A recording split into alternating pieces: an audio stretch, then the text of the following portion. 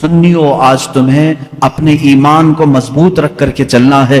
अब मुआशरे में जैसे वहाबियत के जरासीम फैले थे पहले एक जमाना हो गया, 100 साल गुजरने को आ गए, लेकिन जहां सऊदी ढीला पड़ा वहाबी भी ढीले पड़ने लग गए, क्योंकि ये सारा रियाल का करिश्मा था और सब पूरे सऊदी रियाल और डॉलर से चलते थे। रियाल की वैल्यू कम हो गई, अब वो आ भी नहीं रहे, बट भी नहीं रहे, जिसकी वजह से फितना कम हो गया। लेकिन उसके बाद जो फितना जन्म ले रहा है वो ईरानियों का फितना है, राफिजियों का फितना है, शियों का फितना है। ये भोले भाले सुन्नी मुसलमानों के ज़हनो दिमाग में उनको मालूम है कि ये सारे सुन्नी अहले बैत से टूटकर मोहब्बत करते, अहले बैत के नाम पर इनको गुमराह कर दो। वो अपने अकायद हमारे दरमियान डालने की कोशिश कर रहे हैं। जाहिर सी बात है, मैं सैयदा फातिमा तो ज़हरा रज़ियल्लाहु तआला अन्हा का नाम आए तो उनके कदमों पे जान देने को तैयार हूं। मैं जहां हसनैन करीमैन की बात आए गर्दन लेकर मैदान में तैयार हूं। हर सुन्नी का हमारा अकीदा यही है। हम इन अइम्मा अथार और ये जो अहले बैत हैं इनके लिए तो जान फिदा करने की बात करते हैं, और ये शियों को मालूम है, वो जानते हैं कि ये सुन्नी अहले बैत से बहुत मोहब्बत करते हैं, इनको ब्लैकमेल उन्हीं नामों से किया जाए। तो ये आते हैं हमारे दरमियान अलग अलग पर्दे ओढ़ करके, अलग अलग लिबास ओढ़ करके आते हैं, और तुम्हारे अंदर वो बैक्टीरिया, वो जरासीम डालने की कोशिश करते हैं जो इनके अकीदे हैं। अगर मैं वो अकीदे खोलूं तो यहां बड़ी तवील बहस चली जाएगी, मेरा टॉपिक ही हट जाएगा।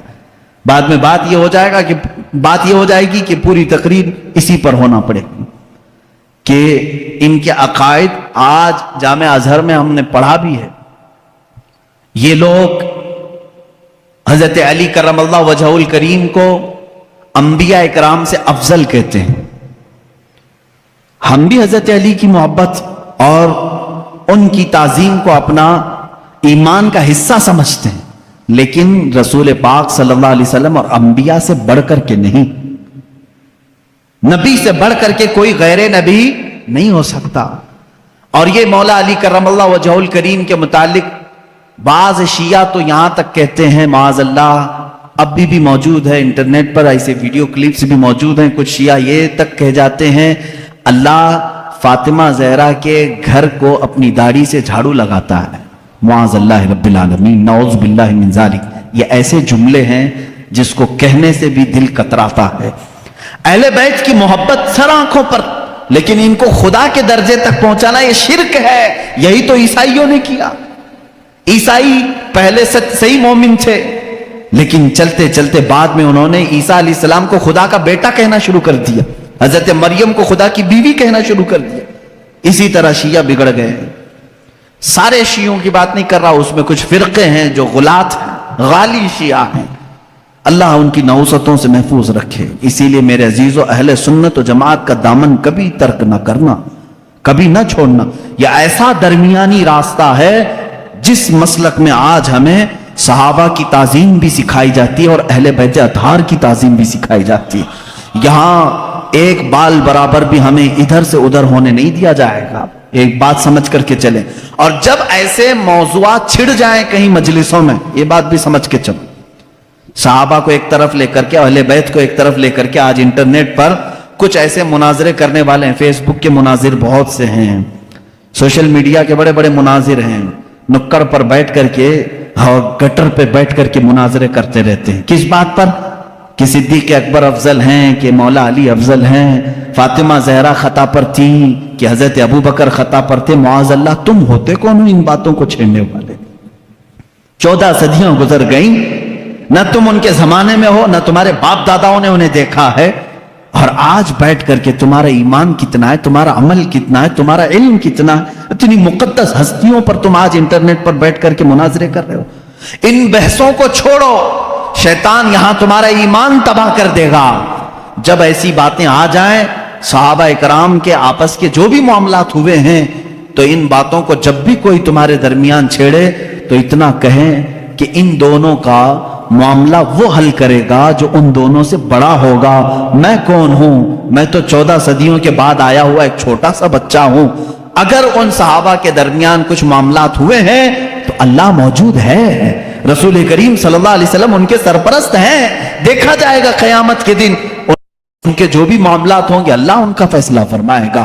تم کیوں اپنا ایمان خراب کرتے ہو؟ میری بات سمجھ میں آ رہی ہے؟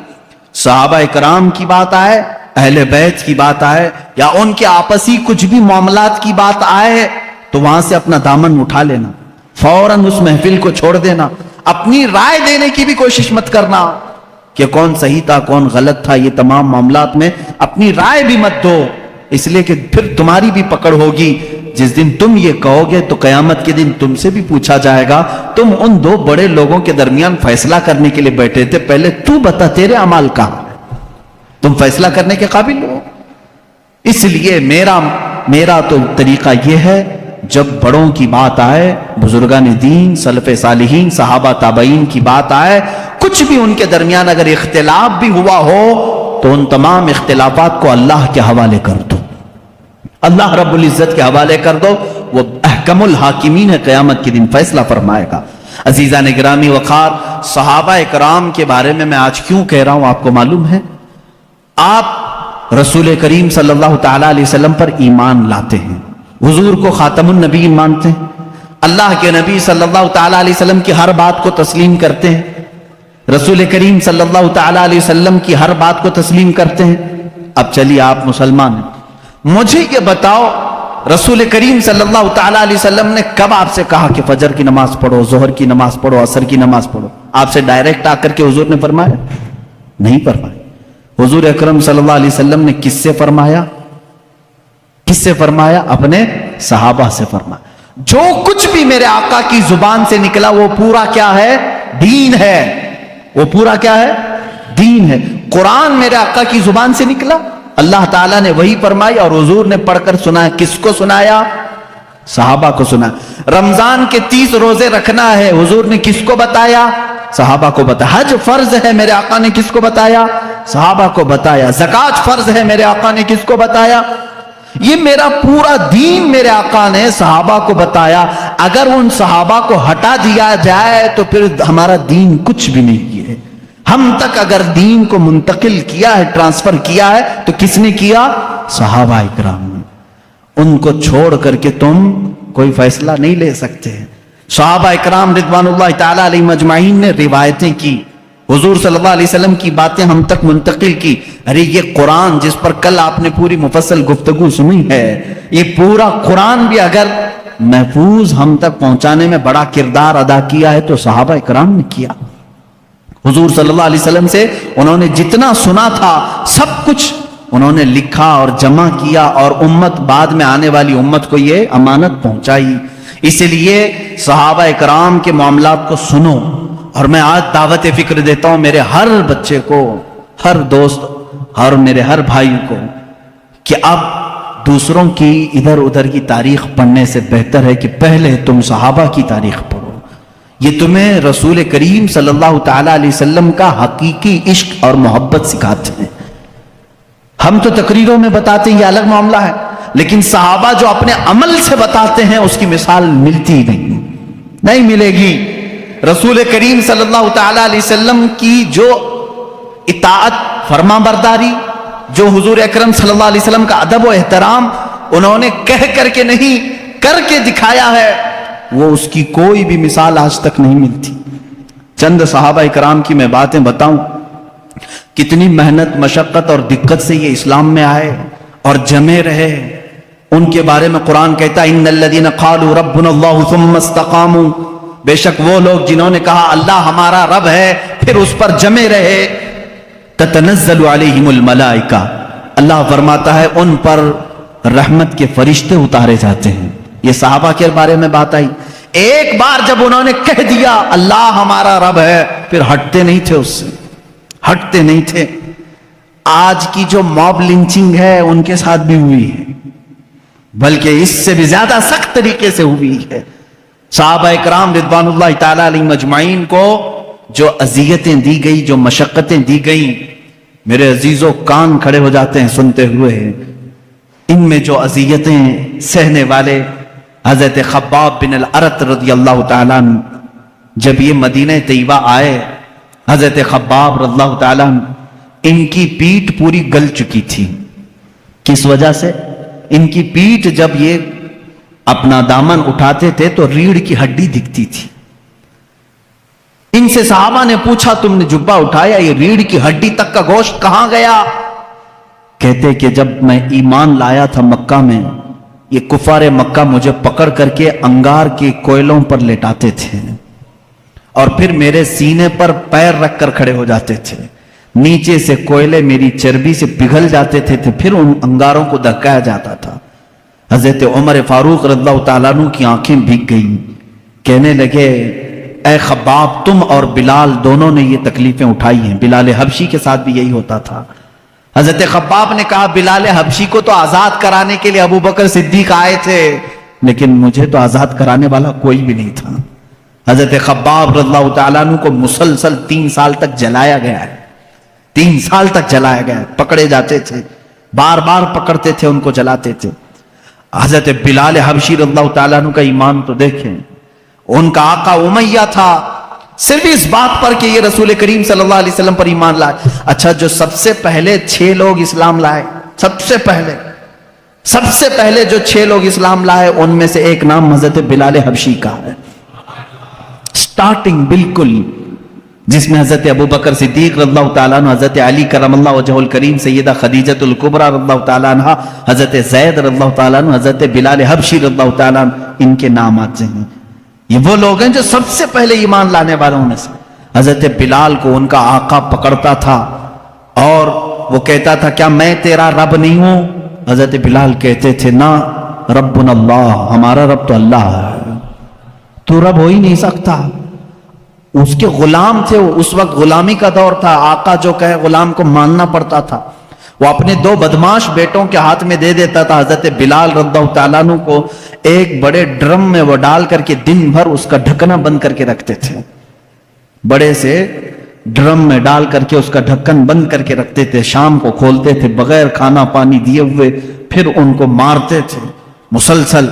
और एक दिन तो ओबाश लड़कों के हाथ में उनके आका ने पैर में रस्सी बांध करके दे दिया। वो बदमाश लड़के मक्का की गलियों में हजरत बिलाल को खींचते हुए ले जाते थे। और वो मक्का की तपती हुई गलियां जब धूप चिलचिलाती रहती थी, उसमें हजरत बिलाल को नंगी पीठ वो खींचते हुए ले जाते थे। और मक्का वाले ये मंजर देखने को जमा होते थे तो सारे लोग आते थे तो हजरत बिलाल मुस्कुरा कर कहते थे, मक्का वालों, अल्लाह एक है, अल्लाह एक है। ये उस जमाने में कह रहे थे जब हर जगह बुतों की पूजा थी। मक्का में खाने काबा के अंदर बुत रखे गए थे, खाने काबा के अंदर बुत थे। उनके दरमियान बिलाल हबशी ऐलान कर रहे थे, है मेरे अजीजों, उनके ईमान को हम में से कौन पहुंच सकता है? आज हम पर थोड़ी सी आफत भी नहीं टूटी कि लोग अपना इस्लाम छुपाना शुरू कर दिए। आज लोग मसलहत की बात करने लग गए। जमाना ऐसा है मौलाना, अब तो सोच समझ के चलना पड़ता है। मेरे भाई, अब की बात कर रहे हो, क्या बिलाल हबशी का जमाना अच्छा था? वो जमाना कितना खतरनाक था, क्या वो जमाना आज है तुम्हारे साथ? लोग आज हमसे कहते हैं, नहीं अब वैसा नहीं चलेगा, अब थोड़ा सा जमाना बदल गया। अब जमाना बदला नहीं, ये अल्लाह का शुक्र अदा करो कि अब भी अल्लाह ने तुम्हें सजदों की इजाजत दी है, ये मोहलत रखी है, आजादी है आज भी। फिर भी तुम मसलहत की बात करते हो। नहीं, सबको राजी करने के लिए उस बिलाल हबशी को क़यामत के दिन तुम्हें मुंह दिखाना होगा, जो सारे बुतों के बीच में खड़े होकर के कहते थे, रब्बुना अल्लाह, हमारा रब अल्लाह है, अल्लाहु अहद, अल्लाहु अहद, अल्लाह एक है, अल्लाह एक है। उन्हें मारा जाता था, इतना मारा गया हजरत बिलाल हबशी रज़ियल्लाहु ताला अन्हु को कि पूरे जिस्म में उसके दाग थे, पूरे जिस्म में दाग थे। और एक साहबी हजरत यासिर रज़ियल्लाहु ताला अन्हु, ये तो यमन से चले थे अपने गुमशुदा भाई को ढूंढने के लिए। ये आए मक्का में, भाई को ढूंढने के लिए आए थे। उनका एक भाई गुम हो गया था, लेकिन जब रसूल करीम सल्लल्लाहु अलैहि वसल्लम को देखे तो वापस न जाने की बात करके वहीं ठहर गए। वो यमन के रहने वाले थे। कहा कि अब इस जमीन को छोड़कर नहीं जाऊंगा, कि इसलिए कि इस चेहरे को देखने में आंखों का एक सुकून ही अलग है। वो अपने गुमशुदा भाई को ढूंढने के लिए आए थे। हजरत यासिर रज़ियल्लाहु ताला ईमान लाए और वहीं पर उनका निकाह हुआ हजरत सुमैया से। حضرت سمیہ ان کے نکاح میں آئی، ان دونوں کے نکاح کے بعد ان کے بیٹے پیدا ہوئے عمار رضی اللہ تعالیٰ عنہ. یہ پورا ایک خاندان، ایک فیملی کو بتا رہا ہوں میں. یاسر، سمیہ اور عمار، یہ تینوں ایک گھرانہ ایسا ہے. محبت رسول صلی اللہ علیہ وسلم میں ایک دن بھی ان کو چھوڑا نہیں گیا، ایک دن بھی نہیں چھوڑا گیا. یہ مکہ کے ابتدائی حالات میں بتا رہا ہوں آپ کو، جب حضور اکرم صلی اللہ علیہ وسلم کے صحابہ میں صرف 40 صحابہ بھی ابھی نہیں تھے، اور سخت ترین اذیتیں کفار دیتے تھے. جہاں کسی کو پاتے اور خبر ہو جاتی کہ یہ محمد صلی اللہ علیہ وسلم کے دین پر آ گیا ہے، اس کے ساتھ بہت برا سلوک کرتے تھے. حضرت سمیہ کو ابو جہل نے ایک بار پکڑا اور گھوڑے کے پیروں سے باندھ دیا. کیسے؟ گھوڑے کے سامنے کے دونوں پیروں سے ان کے ہاتھ باندھے، گھوڑے کے دونوں پیچھے کے پیروں سے ان کے پیر باندھے اور گھوڑے کو دوڑایا. جب گھوڑا دوڑتا تھا تو ان کی ہڈیاں سرکتی تھیں، ایک ایک ہڈی ٹوٹتی چلی گئی. اس وقت پورے مجمع میں لوگ تماشا دیکھنے کے لیے کھڑے رہتے تھے. اللہ ان کی مرقد پر گہر باری کرے. سیدہ سمیہ رضی اللہ تعالیٰ عنہ اس حالت میں بھی کہتی تھیں اللہ احد، اللہ احد، اللہ ایک ہے، اللہ ایک ہے. تم ہم سے ہمارا ایمان نہیں لے سکتے. یہاں تک کہ حضرت سمیہ رضی اللہ تعالیٰ عنہ کو گھوڑا دوڑاتے ہوئے لے آیا تو ابو جہل نے اپنے ایک نیزے سے ان کی شرمگاہ پر مارا، جس کی وجہ سے وہ شہادت پا گئیں. اسلام میں سب سے پہلی شہیدہ حضرت سیدہ سمیہ رضی اللہ تعالیٰ عنہ. سیدہ سمیہ جن کو صرف اس بات پر شہید کر دیا گیا کہ وہ ایمان لائی تھی. اور جانتے ہیں آپ حضرت سمیہ رضی اللہ تعالیٰ عنہ گھر گھر جاتی تھیں، عورتوں کو قرآن پڑھاتی بھی تھیں، لیکن انہوں نے یہ کام ترک نہیں کیا. آخری وقت تک انہیں مارا گیا، پیٹا گیا، اخیر میں شہید بھی کر دیا گیا. یہ دکھ برداشت نہیں ہو سکا. حضرت یاسر جو ان کے شوہر تھے وہ اسی دکھ میں تھے کہ میں یمن سے آیا تھا یا نکاح کیا، میری بیوی کو میرے آنکھوں کے سامنے مارا ہے. حضرت یاسر رضی اللہ تعالیٰ عنہ حضور صلی اللہ تعالیٰ علیہ وسلم کے پاس آئے، کہنے لگے آقا کیا کریں، غم برداشت نہیں ہوتا. اللہ کے نبی صلی اللہ علیہ وسلم نے فرمایا اصبروا فإن موعدکم الجنہ، تھوڑا اور صبر کرو، جنت تمہارے انتظار میں ہے. حضرت یاسر رضی اللہ تعالیٰ عنہ کو بھی ان کفار مکہ نے پکڑا اور ان کے ساتھ بھی بہت برا سلوک کیا، وہ بھی شہید ہوئے. یہ اسلام کے دو سب سے پہلے شہید ہیں. حضرت عمار جو بیٹے اکیلے بچ گئے تھے، جن کی آنکھوں کے سامنے ماں کو بھی مارا گیا ہو، باپ کو بھی مارا گیا ہو، ان کو کفار مکہ نے بلا کر کے سمجھایا دیکھ تیری ماں بھی چلی گئی اور وہ بھی بری طرح زخمی تھی، ہڈیاں ٹوٹ گئی تھی، تیرے باپ بھی دنیا سے چلے گئے، تو اکیلا رہ گیا، کیوں محمد کے پیچھے لگا ہے صلی اللہ علیہ وسلم؟ کیوں تو اپنے مکہ والوں کو چڑھاتا ہے؟ چھوڑ دے اس دین کو، اس میں امن ہے، خیر ہے، ہم سارا مال تجھے دیتے ہیں اور تجارت میں تجھے ماہر بناتے ہیں.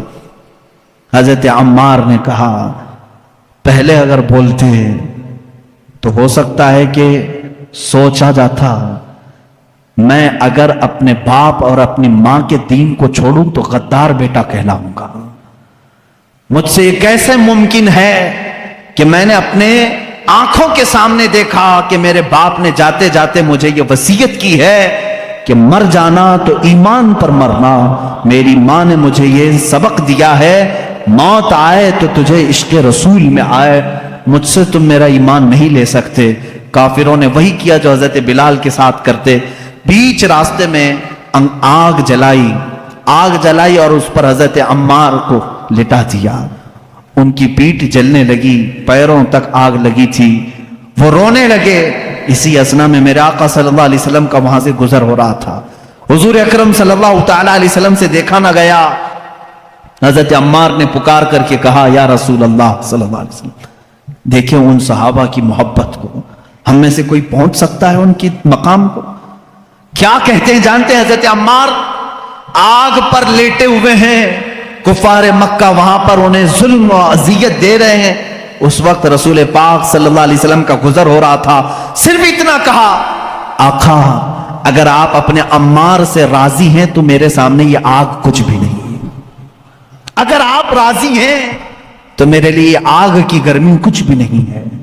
اس مقام پر بھی وہ یہ کہہ رہے ہیں، یہ نہیں کہا جل گیا ہائے ہائے مجھے بچا لیں، کہہ رہے ہیں یا رسول اللہ اگر آپ راضی ہیں مجھ سے تو پھر یہ آگ کی تپش بھی میرے لیے کچھ نہیں ہے۔ اللہ کے نبی صلی اللہ علیہ وسلم نے کیا پڑھا جانتے ہیں اس وقت؟ کہا یا نارو کونی بردن و سلاما علی عمار ابن یاسر۔ یہ آیت تو حضرت ابراہیم علیہ السلام کے لیے قرآن میں آئی ہے۔ میرے آقا صلی اللہ علیہ وسلم نے فرمایا اے آگ ٹھنڈی ہو جا عمار بن یاسر پر۔ حضرت عمار کہتے ہیں پھر ہجرت کرنے تک ہر ہفتے مکہ کے کفار مجھے آگ میں رکھتے، لیکن ہر بار آگ میرے لیے ٹھنڈی ہی ہوتی تھی، مجھے گرمی لگی ہی نہیں کبھی۔ حضرت عمار رضی اللہ تعالیٰ عنہ ان صحابہ میں سے جنہوں نے اسلام کے راستے پر اذیتیں اٹھائی مگر دامن رسول کبھی ترک نہیں کیا۔